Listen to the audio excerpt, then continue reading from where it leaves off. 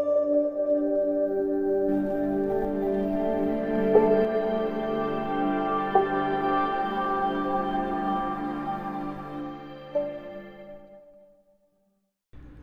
दोस्तों बहुत बहुत स्वागत है आप सभी का आपके अपने YouTube चैनल में। तो देखिए दोस्तों, आपके सामने एक 3 फेस इंडक्शन मोटर नज़र आ रही है।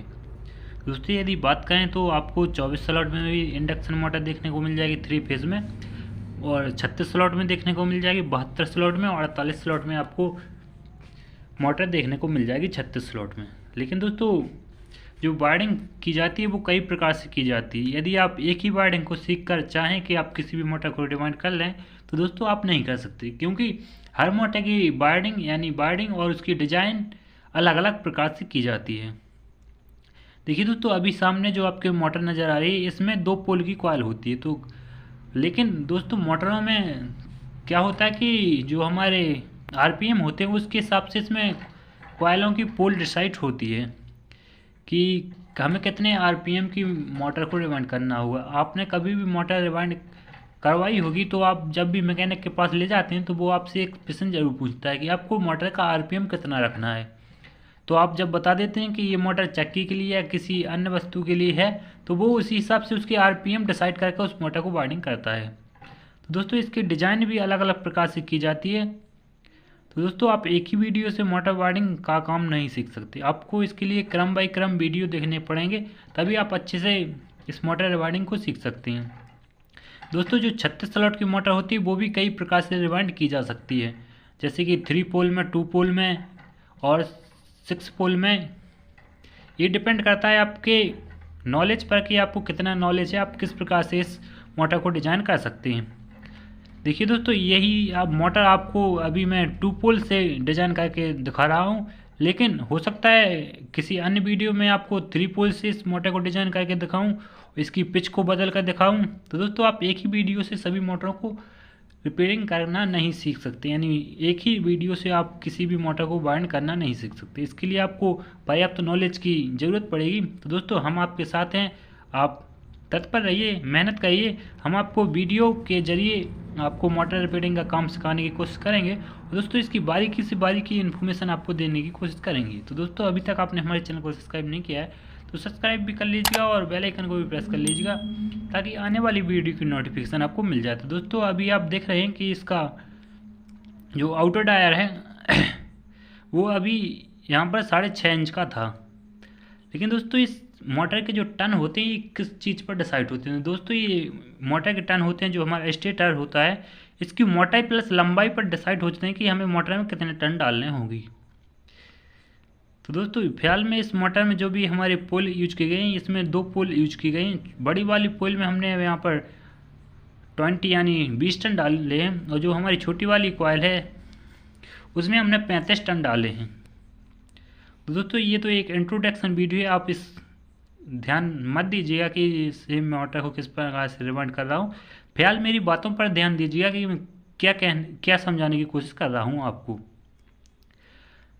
दोस्तों मेरा उद्देश्य यही है कि आपको भ्रम रहता है, कई बार आपने देखा होगा कि एक वीडियो देख ली, अब आप बोलने लगते हैं कि हाँ मैं तो मोटर रिवाइंडिंग का काम सीख गया, और फालतू में बहुत सारे आइटम लेकर आ जाते हैं जैसे टूल वगैरह, उन्हें रख लेते हैं घर पर इकट्ठा करके रख लेते हैं, लेकिन जब आप मोटर रिवाइंडिंग की बात करते हैं तो आप उसे नहीं कर पाते, यानी अच्छे से वायरिंग नहीं कर पाते। तो दोस्तों मैं ये नहीं कहना चाहता हूँ कि आपकी काबिलियत पे मैं शक नहीं कर रहा हूँ, हो सकता है आप एक ही वीडियो को देखकर कोई भी मोटर रिवाइंड करना सीख जाएं, ये तो आप पर डिपेंड करता है, आपकी मेहनत पर डिपेंड करता है।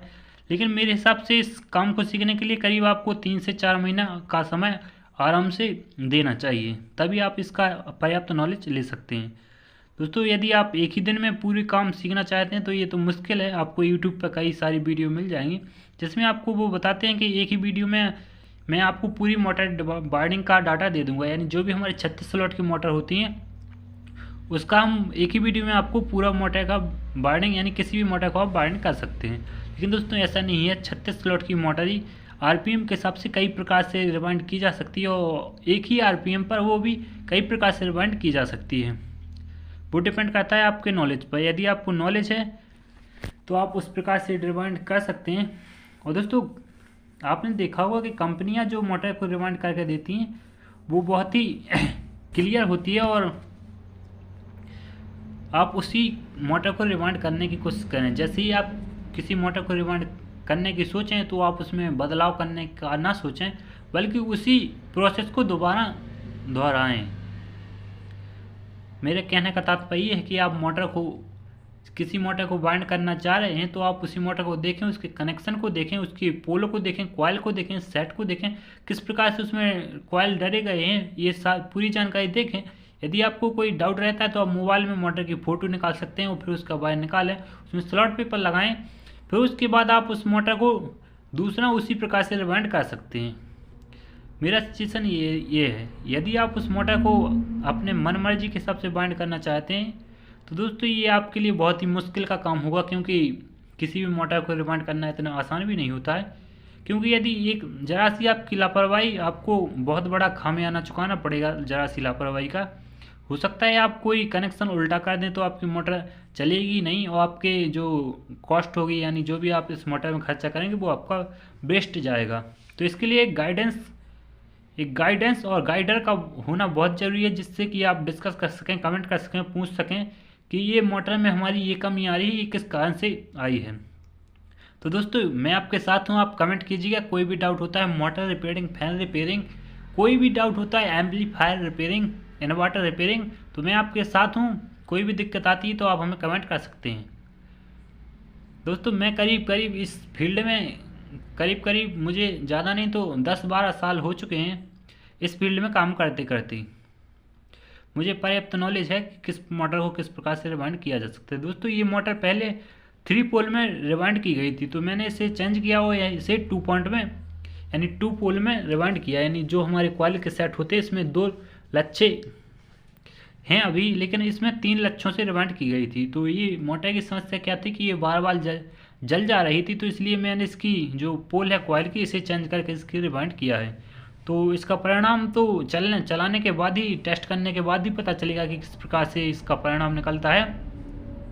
लेकिन हाँ, ये मोटर चलेगी, क्योंकि ये मेरे नॉलेज के हिसाब से मुझे लगता है कि ये मोटर चलेगी, क्योंकि इसमें जो मोटर की कमी थी वो आपको समझ में नहीं आएगी। मैं आपको बताऊंगा अभी तो आपको समझ में नहीं आएगी, तो इसलिए मैं इसे इग्नोर कर रहा हूँ। और दोस्तों आप हमारी वीडियो को देखिएगा तो आप खुद ही समझ जाएंगे कि किस प्रकार से ये मोटर का बार बार जलना, क्या कमी छोड़ते हैं आप जिससे कि आपकी मोटर बार बार जलती है। तो आइए दोस्तों कुछ कमियां मैं आपको बताता हूं। यदि आप मोटर को बाइंड करते हैं वो बार बार जलती है, तो हो सकता है आपका जो वायर गेज है वो नुकल हो, क्योंकि कंपनियां जो वायर गेज बनाती है उसमें अन्य मटेरियल भी ड्रॉ कर देती हैं, जिससे उसका रिजेक्टेशन बहुत ही कम हो जाता है। और जो हमारा ओरिजिनल तार होता है उसका रिजेक्टेशन अच्छा होता है, यानी जितना होना चाहिए उतना ही होता है, जिससे कि हमारे जो वोल्टेज है, यानी जो करंट को कैप्चर करने की जो कैपेसिटी होती है वो उसकी पर्याप्त रहती है ओरिजिनल तार से। और दोस्तों तीसरी बात कहते हैं कि रिवाइंड करने का तरीका। आप क्या करते हैं, जो उसमें एक कमी तो मैंने आपको वायर के नुकल होने की बता दी। आइए दोस्तों सेकंड बात पर ध्यान देते हैं। जो भी आप मोटर रिवाइंड करते हैं उसके दोनों कॉइलों के बीच में एक पेपर लगाना होता है। तो दोस्तों यदि आप उस पेपर को अच्छे से नहीं लगाएंगे तो आपके मोटर के जलने के चांसेस रहते हैं। तीसरी बात, यदि आपने किसी कॉइल का गलत कनेक्शन कर दिया है तो आपके मोटर के जलने के चांस रहते हैं। दोस्तों काफ़ी केसेस में ये होता है कि आप किसी एक कॉइल का कनेक्शन गलत कर देते हैं, आपकी मोटर तो रन करती है लेकिन वो बहुत ही जल्दी हीट होती है और जल जाती है। तो आपको कनेक्शन पर भी ध्यान देना है। और तीसरी बात, सही से स्लॉट पेपर लगाना होना। आपने देखा होगा कहीं नीचे स्लॉट पेपर है, कहीं बॉडी से कहीं कोई तार टच ना हो। और दोस्तों जो आप ऊपर से इसके कैप लगाते हैं इसका भी सही से ना लग पाना, जिसकी वजह से इसका जो रोडर होता है यदि वो घूमकर इस वायर से कहीं से टच हो गया तो आपके मोटर का जलने के चांस पूरे में पूरे होते हैं। आपके तार वहीं से कट जाएंगे और आपकी मोटर जल जाएगी। तो दोस्तों ये 2-3 कारण मैंने मोटर के जलने के बताए। और दोस्तों एक कारण और मैं आपको बता रहा हूँ कि जो आपका वोल्टेज होता है उसे सही से ड्रॉप ना कर पाना। यदि आप उसमें टन कम डालते हैं या फिर मोटा वायर गेज यूज कर देते हैं तो आपके जो करंट ड्रॉपिंग होता है वो आपका कम हो जाएगा और आपकी मोटर जल जाएगी। यानी जितना आपका वोल्टेज होता है उससे वो ड्रॉप नहीं कर पाएगी और बदले में वो हीट देगी और हीट के कारण आपकी मोटर जल जाएगी। तो ये भी एक अहम बात होती है कि उस मोटर में कितने वायर गेज का वायर आपको यूज करना है, और टन टन पर भी बहुत कुछ डिपेंड करता है कि आपको कितने टन मोटर। तो दोस्तों मेरे हिसाब से जो भी आप मोटर को बाइंड करने जा रहे हैं तो उसका पुराना डेटा ही यूज कीजिएगा, ना कि आप इंटरनेट से कहीं से डाटा निकाल कर उसे यूज ना कीजिएगा। आप जो भी पुराने मोटर में डाटा निकलता है आप उसे यूज कीजिएगा, फिर अपनी मोटर को बाइंडिंग कीजिएगा। आप यूट्यूब पर या फिर किसी अन्य सोशल मीडिया साइट से आप केवल मोटर बाइंड करने का तरीका ही यूज कीजिएगा, ना कि उसका डाटा। क्योंकि कई बार ऐसा होता है कि सेम मोटर किसी और नंबर से बाइंड की जाती है और सेम मोटर किसी और नंबर बाइंड की जाती है। कभी कभी क्या होता है कि जो हमारे लाइट के सोर्स होते हैं, जैसे कि आपने देखा होगा एमपी और यूपी में बहुत अंतर आता है। यदि एमपी की मोटर की बात करें तो वो किसी अन्य तरीके से रिवाइंड की जाती है, और दोस्तों यदि यूपी की बात करें तो वो किसी अन्य तरीके से मोटर रिवाइंड की जाती है। तो मैं सजेशन दूंगा कि आप जो भी मोटर को रिवाइंड करें तो आप उस